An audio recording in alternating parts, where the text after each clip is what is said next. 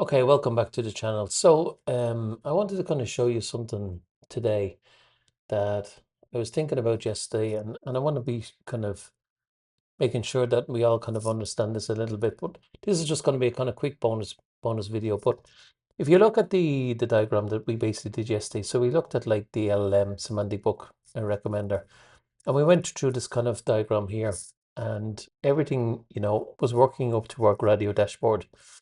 One thing I wanted to explain just a little bit kind of today in this kind of quick bonus video was about the AI. So, yesterday we sort of saw that the Chrome Vector DB required chunking, and to create that chunking and embeddings, we basically used the OpenAI model. So we used an OpenAI model to actually create the embeddings for the Chroma DB to separate out the sections for storage into our Chroma DB.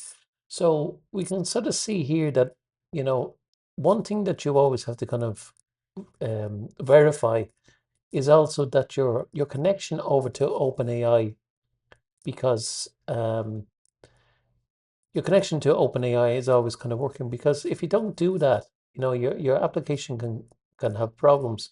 So I created this little bonus item here. I'm going to drag this over. I created this little kind of bonus here, which was like, I created a little tiny small kind of project, which I'll put the files into GitHub as well as part of the kind of notes. But there's a little kind of bonus here. So basically, you install your Python packages, you run your test connection, and you go over to your OpenAI, and this will basically return true or false to sort of say, that everything is actually working.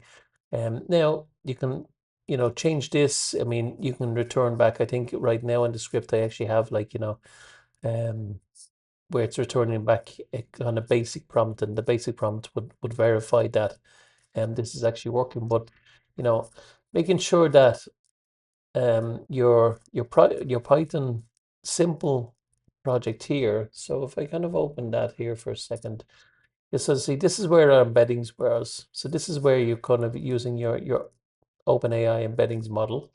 And you sort of see this here. You sort of see like OS get environment, OpenAI key. So that basically means that you actually have to have an OpenAI key configured as part of this project. Now, I've kind of created a smaller kind of version of this, and also on the documentation for OpenAI, they kind of show you how to kind of do this, but I've modified mine just kind of slightly. But I've kind of created another kind of little kind of small project here. And this is kind of away from the main kind of project here. And the reason I kind of do that is just to kind of verify that my OpenAI connection is actually working. So I can sort of see here, one of the first things that I actually do is load the environment variable, which is here. Now in this environment variable, I've put it into the notes. You basically have to specify your OpenAI key.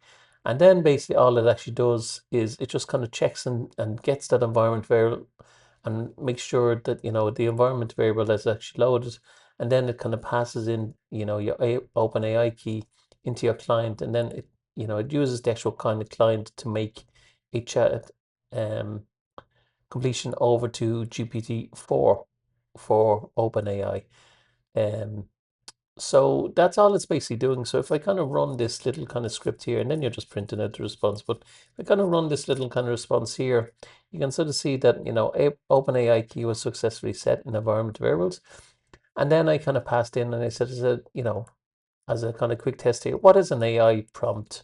And it sort of says, in the actual response. So this request here, what is an AI prompt? So, this prompt has gone over to OpenAI, and OpenAI has come back and sort of said, using this model here, ChatGPT-4, an OpenAI prompt is a statement of question inputted, and then it kind of continues on.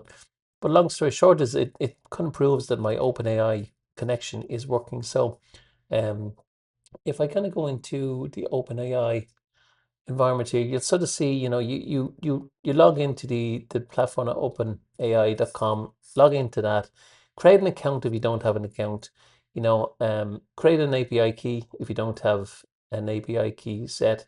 And you can sort of see here, like in the building, I'm as a kind of pay-as-you-go customer because I use this really, really, very, very infrequently. So, I can sort of add, credit to the balance here. So this €5 that I kind of put here, this will last me probably, 3 to 4 months. I'm really using this kind of just for kind of learning and everything. So this could last me a number of kind of months, this kind of €5. So you don't have to kind of, spend a huge amount of money, but just to be kind of clear that, anytime you kind of interact, with OpenAI, whether through like an API, whether it's through, model, whether it's through code, whether it's through Python, whether it's through Node JS, it's always going to kind of charge you a little bit. That's how they make money, and that's probably to be expected as well. But I mean, this could be just, every call could be like two cent, maybe. You can sort of see this is in dollars here, so it might be just 2 or 3 cent to make it kind of, a call. Your balance will kind of also be based on the amount of actual tokens. So your balance of your credit could go down quicker if you use an awful lot of tokens. But someday I think we'll kind of cover OpenAI, this kind of platform. But for today, just gonna make sure that you log into OpenAI, you set up an API key, you have credit on your account, and then you can kind of just run this kind of little kind of script here that will actually just kind of check, and make sure that, one, your environment variable here in your environment file is being loaded, and two, that the connection over to OpenAI is also kind of working. So it's just a handy way to kind of make sure that this is a separate project here. So if I had a problem in kind of this main project, and it was anything to do with kind of OpenAI or that kind of area, I'd kind of go back to where this kind of project is loaded, and I'd kind of just make sure that this one's actually working. Because if this one's working, maybe you don't have credit, maybe you don't, your key has expired, maybe you've deleted your key by accident, all that kind of sort of stuff. So if this is kind of running, this kind of proves to me, well, then kind of OpenAI connection is also working. And one thing um, which is also kind of good to note is, there can be different versions of OpenAI. So you sort of see here, this is also going to just kind of ensuring that you actually have the correct version of kind of OpenAI. Um, the model and the modules kind of loaded correctly here, um, to make sure that the kind of connection is actually kind of open to OpenAI.